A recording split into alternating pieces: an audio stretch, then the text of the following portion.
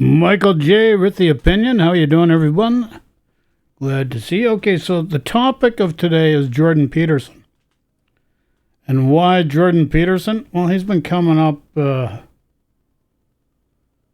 the past 6 to 12 months on a regular basis. And I think it's about time we maybe had a little bit of a discussion about him because he has a great amount of influence. And I believe he may be steering people down rabbit holes that don't exist because of his own personal biases. Simple as that. It's as simple as that. So, I've wrestled with this. Finally got the time to put something together. And so now we're just going to go to our two-pane window here. Now, he did a book recently with We Who Wrestle with God. And why that's really a topic I don't understand because personally, I think religion has been a pox in society because leaders of religion and those scriptures for some reason are interpreted that you behave a certain way, you're a good person, and if you behave another way, you're an evil person. And, just daily things like sex were determining factors. So I just find it hard to wrap my head around the fact that even like the Bible, which is being used to a great deal to influence people around the world, and look at in the U.S., these evangelicals. But meanwhile, the Bible was apparently written 500 years after the death of Jesus. And I got to ask most of you people, what did you have for breakfast or lunch 2 weeks ago on a Wednesday? Can you tell me exactly what you had? How about 2 months ago on a Tuesday of a certain day? What do you have for breakfast, lunch, and dinner that day? How many people are going to be able to answer that? And so you're relying on a Bible that was written 500 years later, and that's the de facto standard from God. God's the Almighty. Well, maybe that version of God, and that version of God has also been manipulated into the Muslim faith and various other faiths, in order to control man using fear instead of just taking the principles of most of these scriptures and using them in such a way that you live a good, harmonious life with your family and with others in your community and beyond in a simple way. So now we're going to discuss Lawrence Krauss, Richard Dawkins, and I actually met Lawrence Krauss. This interview here we're going to see was done 2013. So after the one down at CBC, he was walking up through the park. It's a park behind the art gallery where I used to teach Tai Chi for 20 plus years. And so I recognized him. We sat down on a park bench and we spoke for a good hour. His interest at that time was the universe, something from nothing, which based on my research into internal alchemy, ancient Eastern philosophy, and mythology, there was a certain amount of relativity with both ways of, same way of thinking, believe it or not. So here we go.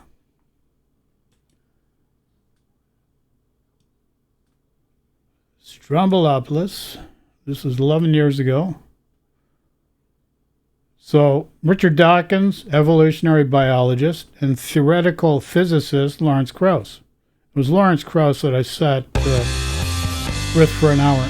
To some, he's a hero, a champion of science and reason on a crusade to tear down the foundations of religious belief. Science is wonderful. Science is beautiful. To others, he's aggressive, a militant, a Rottweiler that's dismissive of questions that many believe exist beyond the realm of natural science. You guys can't tell me how it all got here. One thing is for sure, Richard Dawkins does not back down from a scrap. In his best-selling books like The God Delusion, he sets out his often controversial beliefs that the Bible is fiction, faith is a virus, and God is about as real as the Tooth Fairy.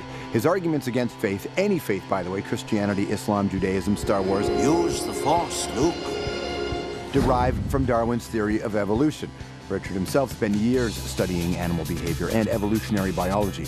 Now he's teamed up with his friend Lawrence Krauss, an award-winning physicist and cosmologist, as in the study of the origin and fate of the universe. Ladies and gentlemen, the dynamic duo of science. For a new film that premiered at the Hot Dogs Festival called The Unbelievers. What a disgusting idea. It also features some pretty familiar faces from outside. Yeah, the world of Woody science. Allen. Facts, if you're rational, should change your beliefs. Please welcome back to the program, Richard Dawkins. Okay, so before we get further into this, and this is where I've got an issue with a lot of the way of life in North America, Europe, or around the world is based on this Darwinian theory of survival of the fittest. And that has created a disharmonious or an incoherent existence with the human being. And why do I say that? Is because you're trying to create a relative or a state of relativity between the evolution of the human being and an animal. And understand, from a consciousness point of view, an animal and a human being, even though DNA can be very, very similar, we're very different. And I'll explain later, with recent scientific discoveries to help make that understanding more simpler. Now, let's continue with Richard Dawkins here. Good to see you again.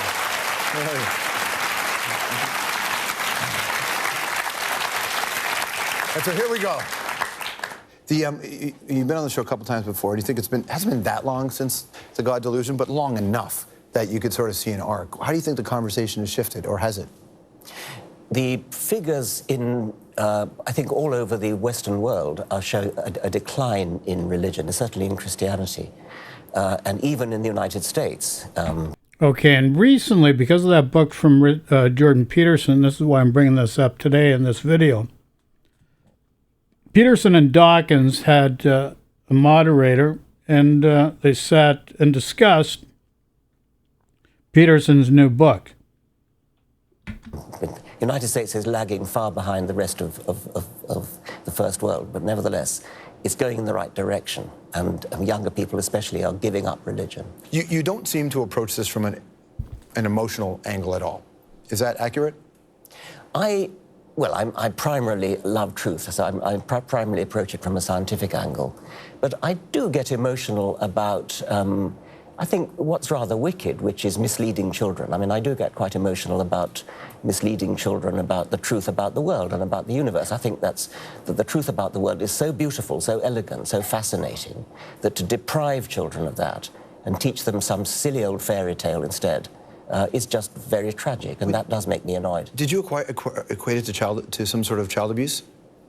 The idea of teaching kids religion early? I have said that teaching children about hell is child abuse, and I've said that labeling children with the religion of their parents when they're too young to know is child abuse. So let's take this a step further. At a young age, this labeling and exerting your will consciously on a child about religion, you're already starting the programming. The programming's already starting. And there was one guy that said, apparently the Jesuits, give me a child up till 7 so that they can model the child in a different way, program the child a different way. So the programming is starting as soon as the child comes out of the womb. They're coming into this the state of being. The Taoists call it wu-wei. or Wu Chi, Wang Chi, Tai Chi. So Wu Chi is earlier heaven. Wang Chi is the differentiated state, the life that you're living from start to finish pretty much. But the from birth, Wu Chi, earlier heaven. Wang Chi, the differentiated state. Tai Chi, the return back to earlier heaven now. It's later heaven returning back to earlier heaven. And that's the way the scripture there within the Great Canon of Peace is, and other scriptures within that, those edits are portrayed in their natural terms. So now we know Richard Dawkins is an atheist. That's fine. Now we want to introduce you to Mr. Krauss.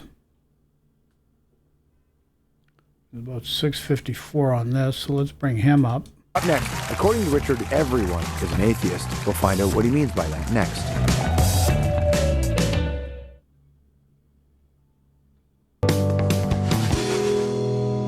What's more important in some sense, if you had a choice, which is to explain science or destroy religion? Oh, I think when they go together, because I mean, destroy religion makes it sound negative. Yeah. To me, it's a positive thing. Science is wonderful. Science is beautiful. And see, to destroy religion helps nobody. But to think that one religion is better than another religion, that's a misnomer. That's an injustice to the people.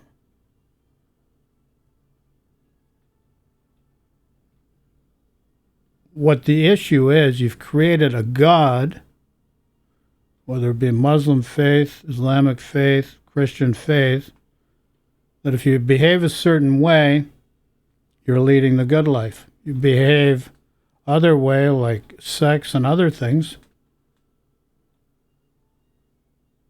is blasphemy. As a matter of fact, the Christian faith says that you sin before you even started. And so you spend a whole life just trying to absolve yourself of any sins. Why don't you just forgive yourself? You don't need to see a guy at a church go into a room. He closes one door, you close the other door, and through this partition, forgive me. Just forgive yourself. You don't need forgiveness from anybody else. So let's look at it this way. The Bible apparently was written 500 years after the death of Jesus Christ. So the question is, how many people of you remember what you had for breakfast, lunch, and dinner on a Wednesday 3 months ago? So the point of this exercise is that the scriptures, doesn't matter if it's Muslim, like the Quran, you know, a lot is open for interpretation too, but you got to remember they're written at a different point in time. Like the Muslim faith, 1300s. So you're trying to interpret metaphors from a different era into the present day, and it just doesn't work. So anytime you're taking these scriptures and they're talking about good and then evil, well, evil's just a man-made thing. It doesn't exist. You only create it. It doesn't exist. You create evil. It doesn't exist except for when you have a thought about it and attach to that thought and give it intention. Otherwise, evil does not exist. So these scriptures have been manipulated in such a way that religion was used by man to control other men. And to give you another example, you had canon law before you had what is now called common law throughout, Europe and North America. Certain ways you still have Napoleonic law as well, and Sharia, or whatever you call it, law as well. And so these laws of religion, and all this has been done to create a condition where man controls man. And that's why it was done. But now we don't have to look at things that way. We're not a Darwinian. We're not an animal. You're a human being. And an animal and a human being are two different things. Religion is not wonderful, it's not beautiful, it gets in the way. That's a clip right there from the film, which is called The Unbelievers. The two guys in that conversation, one, of course, being Richard Dawkins. The other person is Lawrence Krauss. Please welcome Lawrence.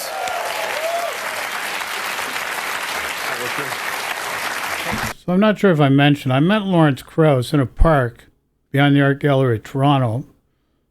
I think it might have been after these interviews, where he was walking up, and we sat down on a park bench discussing his something from nothing from the universe point of view, my understanding of internal alchemy, and the same perspective. And we spoke for well over an hour.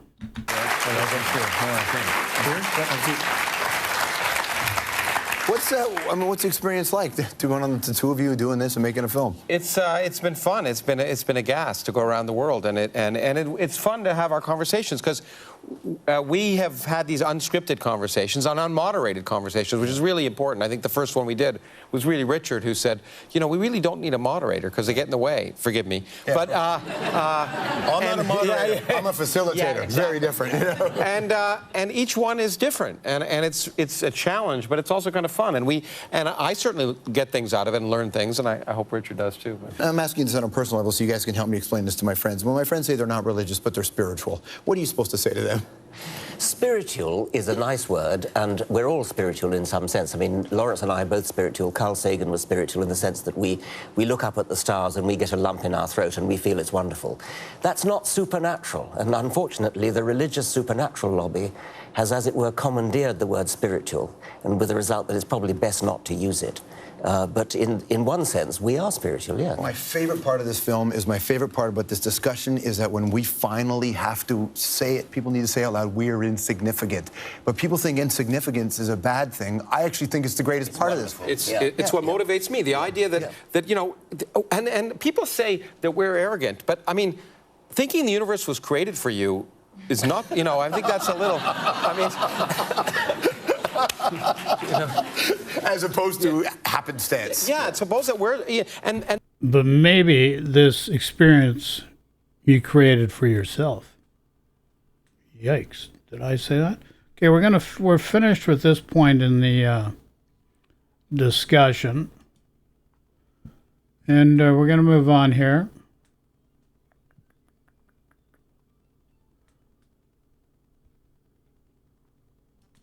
Lawrence Krauss. Okay, so after that interview, he had this interview. This was back 11 years ago as well.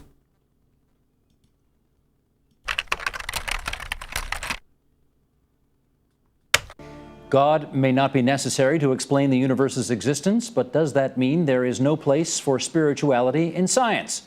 Here now to help us answer that, Lawrence Krauss, theoretical physicist and the author of A Universe. Okay, so before we get any further, spirituality.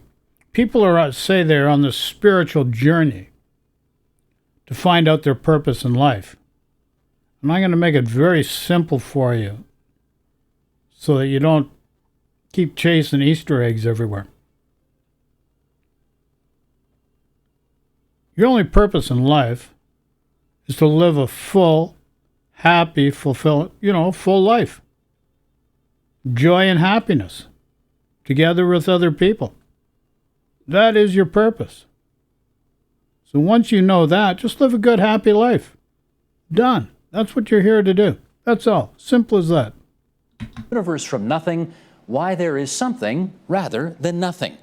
Welcome back for day 2. It's great to be back. Lovely to see you again. Okay, let's just, for those who might have missed yesterday, take a minute off the top and just recap the 3 different types of universes that you were talking about yesterday. Well, okay, because Einstein told us that space can be curved, there are 3 possible universes you can exist in, so-called open, closed, or flat. A closed universe is a universe that curves in upon itself, kind of like a 2-dimensional surface of a sphere is a closed 2-dimensional universe. And then there's an open universe, which happens to, the 2-dimensional version of it happens to look like a saddle, and a flat universe. Flat universe is the boundary between a closed and open universe, and it happens to be remarkably, the universe we live in. Okay. I want to move on and pick up. So let's take this a step further. Now, theory of relativity of Einstein was flawed, but he made a guess in his formula, and the guess worked out. And that was mass energy. It was mass.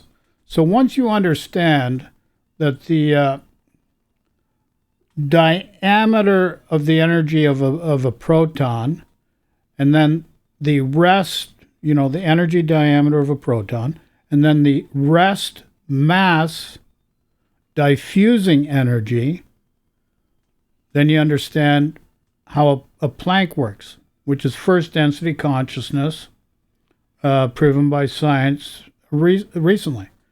And through a Planck, you can also measure quantum fluctuations. Wasn't done before. It's only happened recently. This is 2024. White papers are still being generated about that discovery. But they use crystal technology in order to be able to identify how this Planck worked and to be able to measure quantum fluctuations. But yeah, originally Einstein's theory of relativity, the proton diameter energy, and then the mass, and this is where Einstein took a guess, but he guessed it quite well. Mass energy diffusing within is where the formula comes together and actually does work. Up as the intro In a state of confluence, coherence, harmony, and balance. Just did that. suggested on the subject that I suspect you get more mail about than anything else, and that is whether or not science and religion can kind of coexist.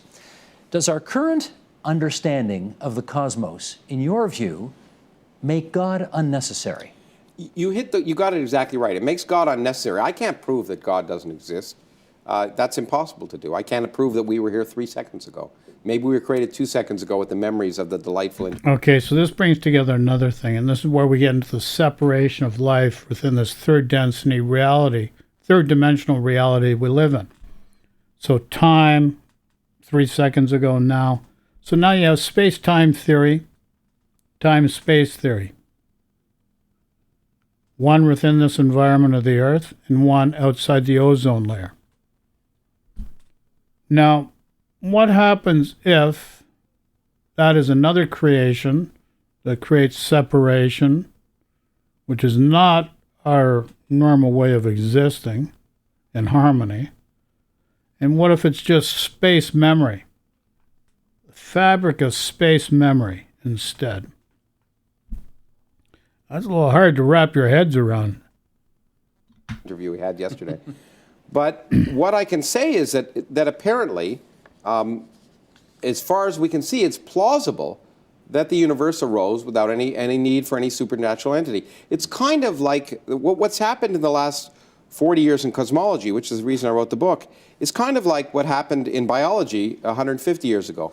Before Darwin, life was a miracle. Every form of life was specially created for its environment, and it was beautifully designed. And this is where Darwin comes up again. What Darwin showed was that it was plausible, based on his observations, that all life forms evolved from a single form of life, and natural selection could produce the incredible diversity of life with the appearance of design. And he just showed it was plausible. He didn't know about DNA. He didn't know about genetics in detail. It was plausible based on all the evidence available to him at the time. And he wrote a beautiful book based on that. And so now, of course, we've learned over 150 years that plausibility is in fact true, that we understand genetics. We now know that evolution is a fact. In fact, it's the foundation. Yeah, we know that genetics and evolution is a fact, but the fact that we come from animals and that evolution is not necessarily true. And this is going to be a hard thing to wrap your head around. And that's where the Darwinian way of thinking, survival of the fittest, is a misnomer. It's not our natural way of living for the human being.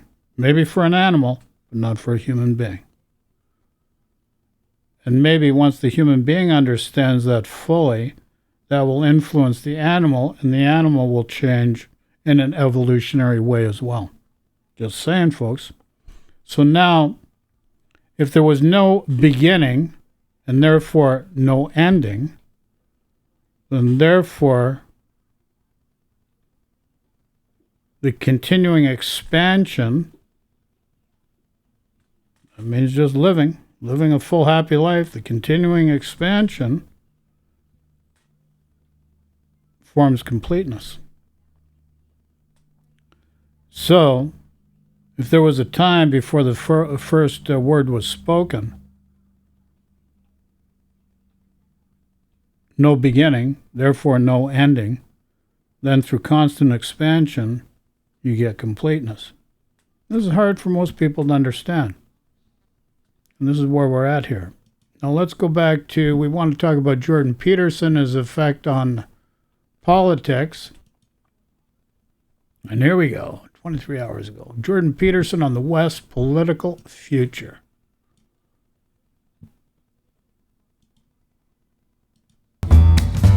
As we contemplate better stories, it would appear from things that you've said and written that potentially the United States of America is embarking on a better story, and that perhaps your own home country, Canada, may in the new year be embarking on a better story. What's your reflection on the political trends in the new world? And what's your reflection, or what are your reflections, about the situation that we find ourselves in the old world? Well, I pray, let's say, that the Democrats, that there's still some residual leadership lurking in the dark heart of the decimated Democrats, and that one or more of them will step forward as a genuine leader and help the Democrats shed their idiot obsession with the radical utopian left. Yo, what's going on here? All this talking down, all this fear-mongering, the radical utopia left? Why is that such a bad thing, utopia? Why is utopia a bad thing? Makes no sense. All we're doing is fear-mongering. Now, you've got a choice, folks. You can have peace on earth, heaven on earth, or you can have pain and suffering or hell on earth. Very simple thing. You can make a choice. This guy's programming you a different way. The left has taken a bad turn, and they're evil and bad people. But were they doing bad things? Only what people created to make you think they were doing bad things? So now, he's happy that you've got a new guy by the name of Trump, Elon Musk, and Vivek Ramaswamy. Now, I've got an issue with that. Trump has organized crime all his life. Elon Musk has been feeding off the trough of government funding in order to create himself as a billionaire with Tesla. Vivek Ramaswamy buys for $5 million, probably on debentures, no money down, from GlaxoSmithKline for a drug that went through 4 clinical trials, proved the drug was a failure. He repackaged it, reset it up as having all these possibilities. And then at the end, after he created a billionaire for himself out of that, his response to the public was, well, sorry, it showed promise. You know what? It was a failure before he started, just repackaged it and profited on it. And that makes him a good businessman and a good leader? Give me a break. Not working here. The Democrats I've met who are agreeable people, nice people, let's the Democrats he met that are agreeable and nice people, say, and empathic people, although not nearly so much as they think. See, so here we got this I am superior because they're not as good as they think. And this philosophy leaves an imprint on the subconscious and unconscious mind of people. None of you people realize that you're being programmed all the time. You're being programmed, you lap this stuff up, and you don't deprogram yourself and program yourself in a different way that serves you in a compassionate, benevolent,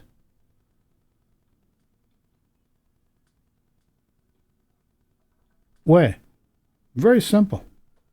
Have no imagination for evil. That's the problem with Instead being of all this evil, naive and agreeable, fear-mongering. and they've allowed themselves to be devoured by the scuttling monsters of the diverse left, and that's a And look at the language, scuttling monsters of the diverse left. And this is all programming. You're being programmed. This guy's supposed to help people. I'm sure he helps some people, but I'm going to tell you, this is not a help for the general public. You're being programmed the wrong way. More separation to create pain and suffering, or do you want to live in unity in a good, loving manner? It's a very simple process. a really bad idea. I mean, I'm a clinical psychopathologist, and Clinical psychopathologist. Here's the thing.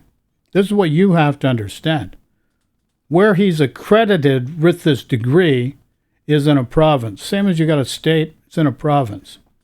So the province has put him under review and asked him to take a special course to keep his accreditation. He's got to work with somebody of certain things about how he deals with the public. But it's provincially. So what he's done is said federally, it's because of the feds that he has this problem. But no, it's not. It's a conservative government that is the overlord for the province, and it's a body of accreditation within the province that his dispute is with. But yet he says it's the federal government and Trudeau, because they're left, that are creating this problem for him, which is not true. But he's creating a truth out of a non-truth. And that's cruel.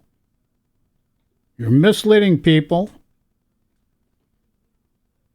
You've got an accreditation within society that gives you this status above other people, which is bullshit too.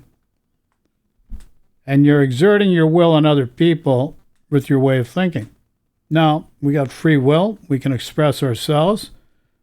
But you would like to think that this gentleman has an understanding that what he wants to do is help people and uplift people in a good, loving manner. I'll give him credit. I've seen his daughter and him do some videos. From what I can gather, I haven't seen the wife, but they've got a good, loving situation at home. But the programming at home from the father, mother, kids, this programming is being intentionally, because that's the ripple effect from thought, spoken word, and action on the general public. And I say it's not in a compassionate, harmonious, loving manner. Because this is all you're trying to do is create more separation.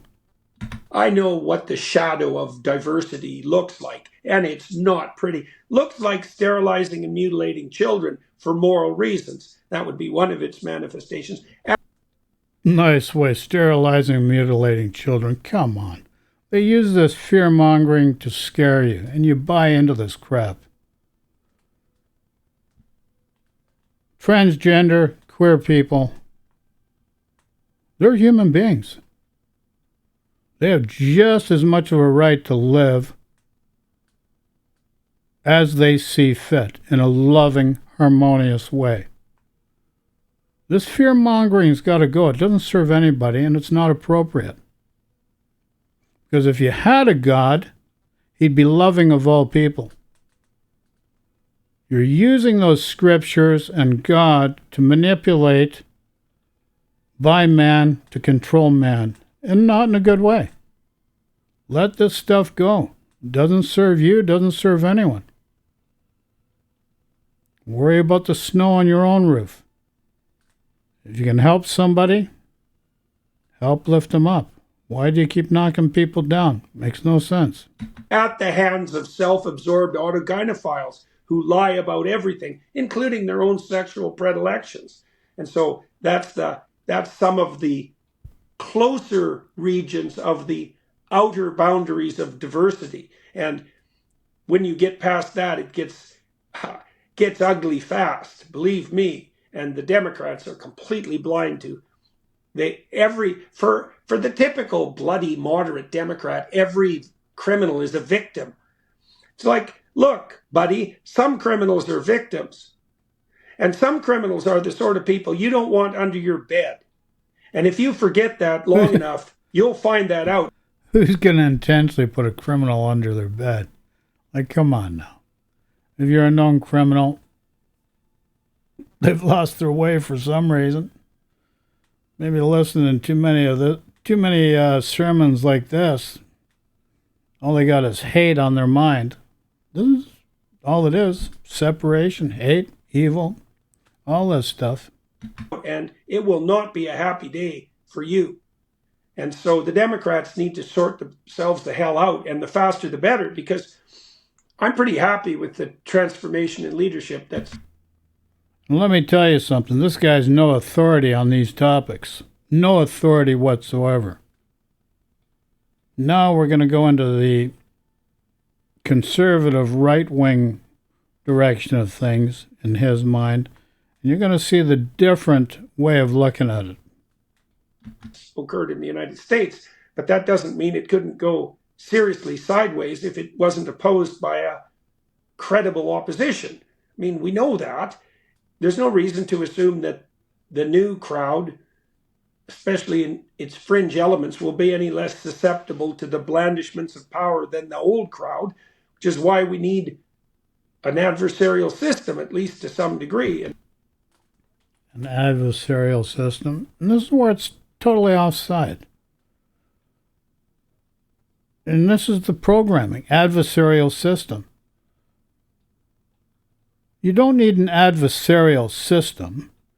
You need two sides that have differing opinions to express their opinions in such a manner, in a way that both sides develop a consensus that is satisfactory for all parties to continue moving ahead. And it means just ascending judgment. So what do I mean by that? Roe versus Wade, 50 years plus fighting anti-abortion, abortion rights. Like, free will is very important. For a woman to make her own decision, you're stripping that away. And here's the thing. All you do is argue for 50 years. You set it up to be arguing again about this topic for another 50 years. Why don't you create a solution like birthing centers? Create a solution. Quit the arguing. Create a solution. And then you'll say, the conservatives will say, this is the way it goes. It costs too much. Well, the thing is, what's it costing you by not doing it? This is what nobody looks at. So the problem can be solved very, very easily. But nobody is solving problems. We get into this adversarial trap, this Darwinian way of thinking, and this, whether it be imperialistic tendencies with Russia, Orban in Hungary, it's adversarial. It's not. And here's the other issue. You're promoting adversarial way of living, and saying utopia is beyond that possibility of existence.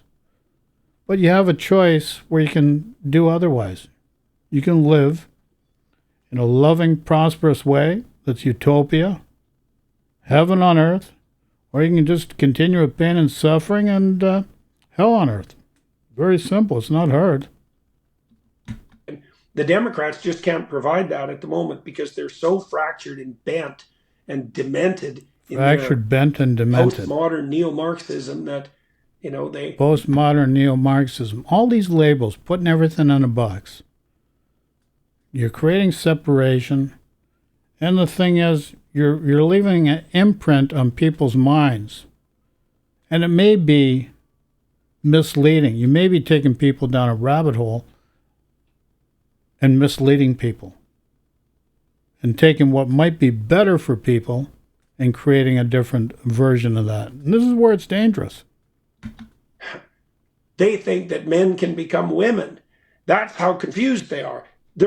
You can't be any more confused than that. If a man wants to be a woman, by all means, go for it. A woman wants to be a man, by all means, go for it. It's a minority, doesn't happen often. There's other things that may be going on from biological tracing from a different era brought forward, but let's not get into that. That's a different discussion. Beyond your comprehension, beyond your thought process, and beyond leaving judgment behind. Always judging. Ascend judgment and come up with solutions that help people. Get rid of this judgment BS. It hasn't worked for 250 years in North America and still not working. So here we go. This is Jordan again 3 days ago on reform and why net zero is unconservative. Now we're bringing up unconservative and why net zero is unconservative. At the moment, you've hinted about one or two. And are there other politicians whom you think have done, all politicians are weak, of course, I should know, but are there particular politicians who've done damage that you think needs to be called out? Well, the Conservatives in the UK, they need a desperate slap. Now, they got one in the last election, but that doesn't mean they've learned. They allowed, I'll speak bluntly, they allowed Boris Johnson's obsession with his young wife to decimate the UK economy. Like, we're in favor of net zero. It's like, really? You're conservatives. Where did that come from, you dimwits? It's calling people dimwits. Net zero. What is net zero? Okay, I'm going to paraphrase it a different way. Net zero, zero sum. That's beyond your comprehension, Jordan. Beyond the comprehension of the conservatives, I guess, based on what you're putting forth here. And look at, you're always antagonistical, always talking down to people, always looking to create an adversarial scenario. And so, maybe my attribution of that move to Johnson's desire to please his environmentally sensitive wife is a bit on. And then environmentally sensitive. So here we got another issue. So we got two problems. Environmentally sensitive because it means that you don't believe in climate change. Climate change is real. It's a natural evolution of the planet within this sphere of the universe as we know, but because of the way human beings have conducted their affairs on this planet, we've added to climate change in a way that has been detrimental to our own existence. And this is where we got to wake up and change the way we have been living on this planet. We have the privilege of living on this planet. It was designed for us. It provides everything that we need. And we've lost touch because we've figured out money is more important than a human being. And our pursuit of money, which is just a construct that's been created, has become more important than the planet and the human being's life. And this is where it's a real issue. And number two, zero-sum economics, net zero economics, is hard for a conservative to understand because all they want to do is tax breaks. Tax breaks do not filter down from the top to the bottom. It's been proved, top to bottom, to the average. It's been proven. It never works. They've tried to sell you on that goods. They keep trying to sell you on it. Trickle down economics by giving the corporations the breaks doesn't work down to the average Joe. Unfortunately, it doesn't. That's why government is more inclined or should be inclined to invest in infrastructure instead of tax breaks for corporations. Because with the infrastructure spending, even though it may cost a lot of money, over a period of time, it ends up costing nothing and is a benefit to increasing gross domestic product of a country. Now, let's take Ontario, Canada, where Doug Ford and the Conservative government is. Back in the 1980s, they privatized a highway. It cost $3 billion to build at that time. They privatized it to balance their balance sheet, sold it to a private consortium. Payoffs involved there too, but nonetheless, that highway's generated $33 billion. So the $3 billion investment has generated more than $33 billion over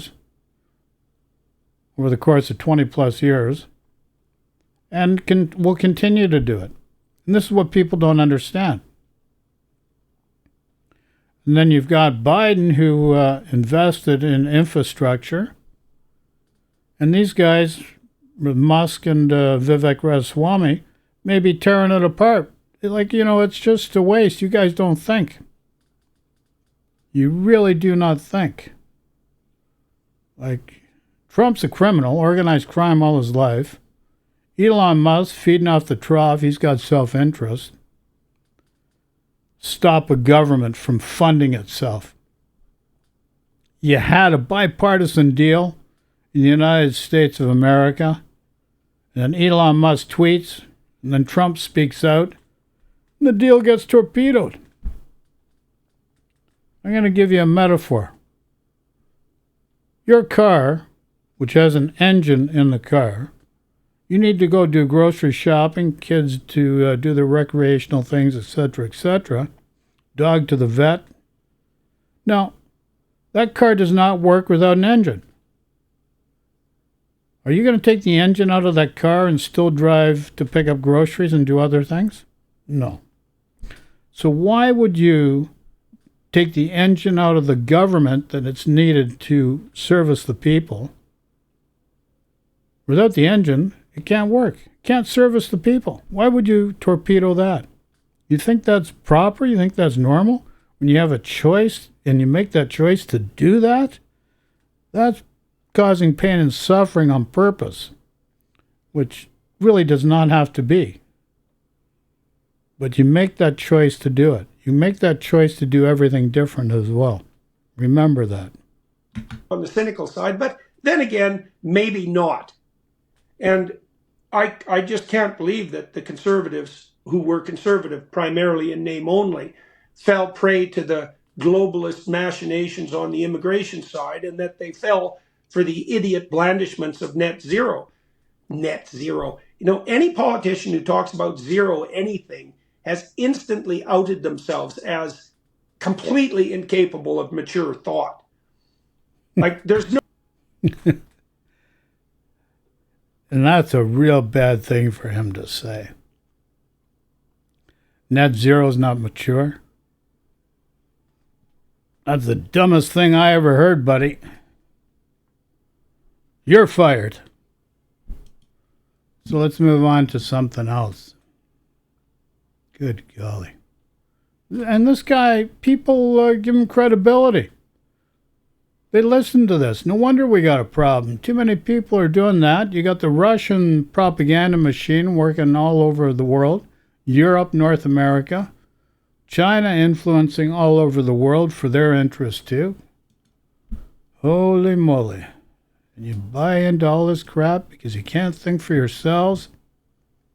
Because you're totally being divided every second, every moment of every day.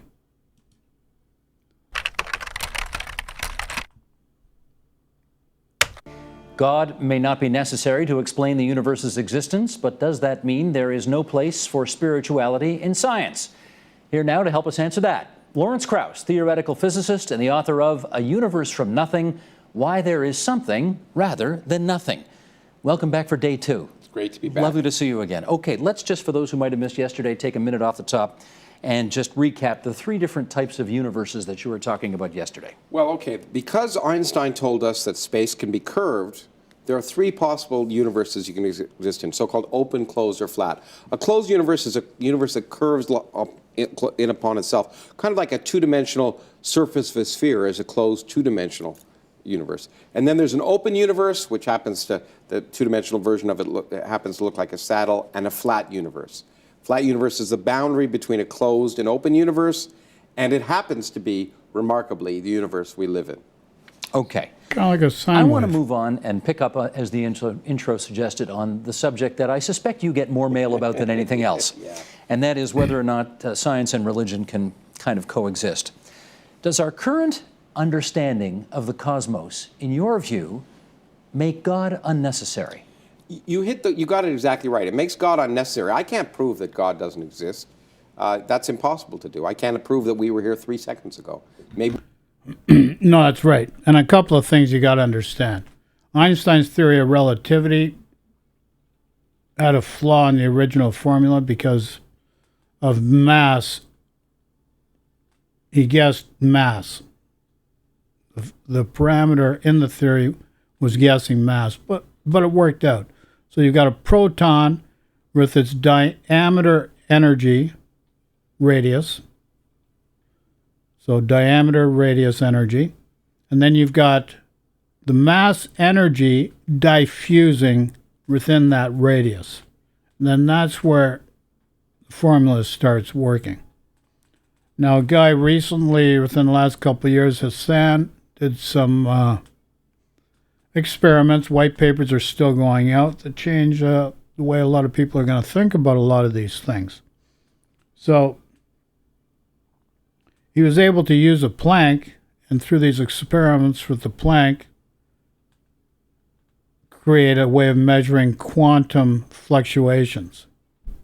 And once you understand within an atom, you got 10 trillion by 10 trillion to the power of 30, I believe that's pretty close, lengthwise within an atom, and you realize there's really no empty space, even though you think that there is. And by design, this world is ingenious because for every breath you take, you breathe in, tree, plant life breathes out, and vice versa. So everything in life, and now Planck have been able to determine, is first density consciousness. So everything in existence that you have, whether it be man-made or by nature, has a consciousness, different densities of consciousness. So once we understand that there was no beginning, and therefore if there's no beginning there cannot be an end, and that our continuing expansion provides completeness without an end, then we're on to the way that the human being was meant to live. But we've created all these things, whether it be through religion and people's way of thinking, to work against our natural way of living of the human being. So the Darwinian way of thinking, survival of the fittest, we're not an animal. You know, a human being is different. So we've not evolved from an animal. We shared the same DNA to a great degree, but there's differences because there are parts of the DNA that we don't understand. Science has yet to been able to. We're limited by science for our beliefs, but the beliefs that we have created from a bygone era do not serve the human being, and we keep regurgitating them, keep making the same mistakes over and over. And all we have to do is change our way of thinking, how we apply things, our intention, and we can have a loving, harmonious heaven on earth or pain and suffering hell on earth. Very simple. Money is just a construct. Why has not the framework of the monetary system been changed in order to suit the human being in a way that creates a loving, harmonious, and uplifting experience for the human being? This is my question. Why have we not done that? We can do that, And then we say, well, no, because the system's set up this. We can't change the system. System can be changed. All you got to decide to do is change it. Got a lot of brilliant people. That's just like Trump wants to make Canada the 51st state because of water. It's a water faucet. He looks at it like a water faucet.